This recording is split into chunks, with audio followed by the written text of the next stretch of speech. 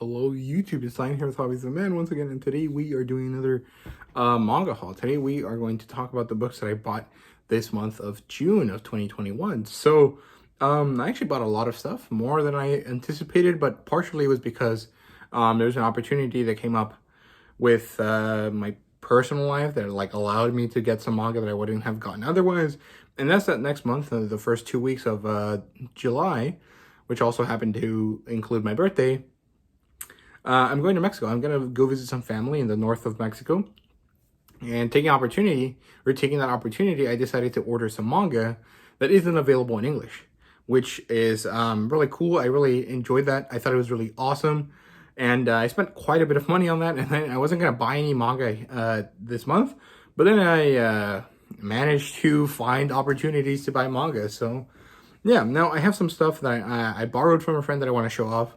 Then I have some stuff that I got here from last month. And then I got stuff that I actually bought this month. So we'll talk about that, and then I'll talk about the manga that I ordered from Mexico because it already arrived to my grandma's house, which is where I sent it because they couldn't ship internationally.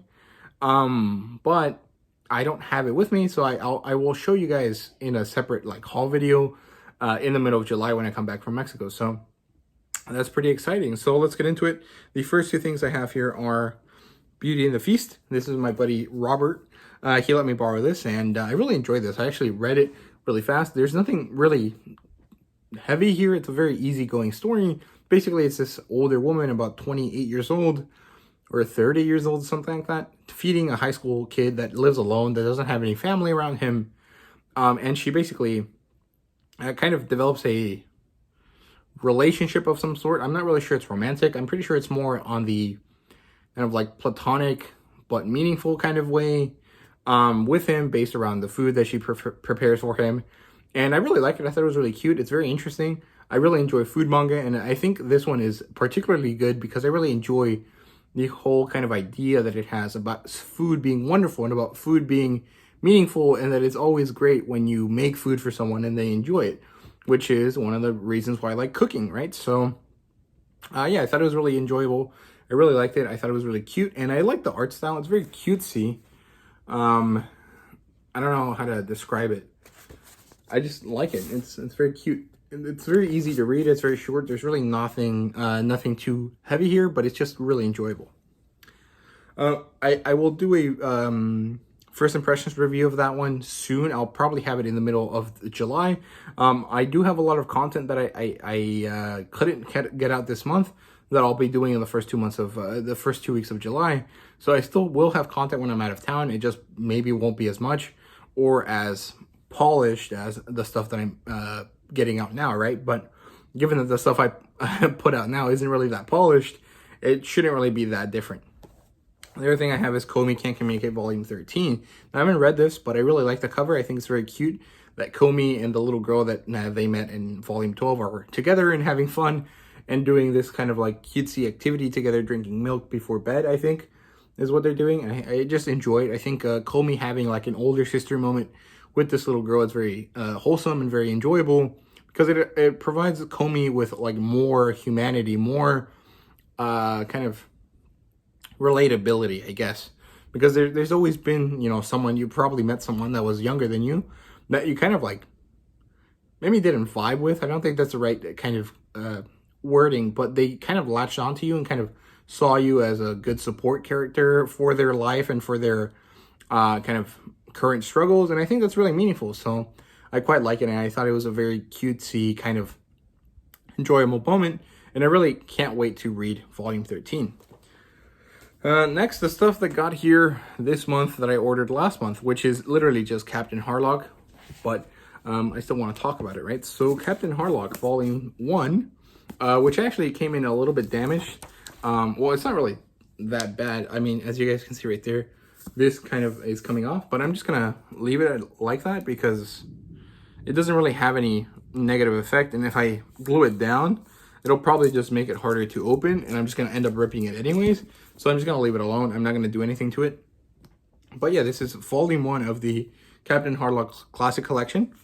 Then we have Volume 2, which has a bit of a crinkling noise there. I don't know what that is. I think it's glue. that isn't glued properly. I don't really have a problem with it. It's not really meaningful, but I mean, it's just a thing that happens. But yeah, there you go. That's volume 2. And volume 3. This is the last volume. Right? This is the third one. Sorry. Yeah, this is pretty cool. I mean, there's really nothing much to it. Captain Harlock is kind of like in the same universe as Battleship Yamato, but kind of its own thing. And I don't know much about it, but I do want to collect all of Leiji Matsumoto's works that we have available in English, because I think it's cool, and I really enjoy his style, even if I don't like the fact that he didn't finish Battlestar Yamato, or yeah, Space Battleship Yamato. But I mean, it's not that big a deal. I just want to collect this stuff. I think besides this, there's a Captain Harlock Dimensional Voyage, which isn't actually written by him, but is like about the same characters. And then there's also Queen Emeralda's, and then there's there's the remake of Battleship Yamato, which is a Dark Horse series. I don't know if it's still printing or like if it still has more volumes or not. I'm not really sure, but I know that there's at least 3 of them and that I can easily access 2 of them. So I'm going to try to collect them. But I mean, it's Dark Horse stuff. You never know with them, right? So, okay, next. I'll talk about the stuff that I bought in order. So the first thing I got was actually the Mexican manga package.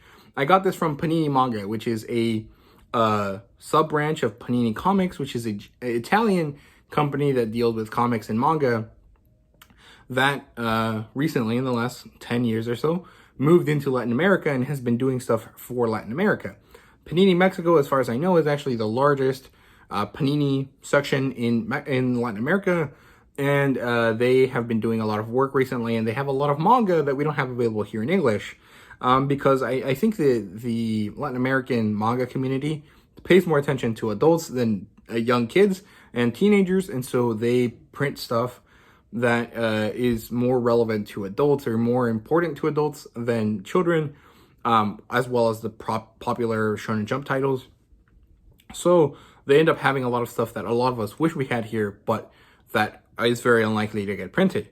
So I bought Saint Seiya Volume 1 and 2 of the Ultimate Collection, which is a Kanzenban release, which is a oversized collector's edition, essentially, or complete edition. And then I got Volumes 1 through 7, which is complete, of Bestiarius, which is a very awesome manga. It's kind of like historical fantasy. It's Roman period gladiator stuff, but with a bunch of mythical creatures. And I bought it because the art here looks amazing. Bestiarius has super cool art. Masasaki Kazikaki, I think is his name. He does really good work. I really actually want to check out some more of his series, like Green Blood, but we're not going to have that in English anytime soon, probably ever. So I'm probably just going to end up buying stuff from him in Spanish, either from Spain, Argentina, or Mexico, which I prefer Mexico since I am Mexican, because Argentinian Spanish and Spaniard Spanish have a lot of weird stuff that I don't know because I don't speak their version of it, and reading it is kind of annoying, not necessarily difficult. And then I got Yagan, Volumes 1 and 2, and Origin, Volumes 1 and 2, which is a Boichi manga. It's about this, like, android that's hunting other androids because they're killing people. Very cool stuff. I'm really excited to see this stuff in person. I know it's already arrived to my grandma's house, which is where I shipped it because they can't ship internationally. But I'm really excited to get it. I already know that they're there, and they're all, wrapped and stuff. So I asked my grandma to take pictures of it. So I could know what I had. I'm missing one volume. They didn't send me Saint Seiya Volume 1, so I need to fight them. So hopefully I'll call them on Monday and they'll tell me what's going on. But if they don't, I mean, I'll just cancel the order, get my 150 pesos back, and then go buy it physically when I'm in Mexico. So it's not big a deal, but it's very cool. I really enjoyed it. I'll have a picture up of all the volumes so you guys can see what they look like. But yeah. Next, I actually bought American manga, I promise. And the first thing I got was Fairy Tail Box Set Volume 2. Now, this came in a not great condition. My buddy Josh, from Josh's Comic Bin, he used to go by Reki, and he had a YouTube channel that he got rid of. But he sent me this. And as you guys can see, I had to fix it, but this came off and this came undone. And then I also noticed that there was this bump here. It's not really his fault. He actually packed it really nicely, but I think it just got jostled between Kentucky and here in Texas, I think. Maybe it's Tennessee. I can't ever remember where he lives. But basically got damaged in transit, and it's not really his fault, but I mean, I noticed this stuff, but I try to fix it. It's not really that difficult. It's not really that serious either. As long as I get to see this wonderful illustration, I don't really mind.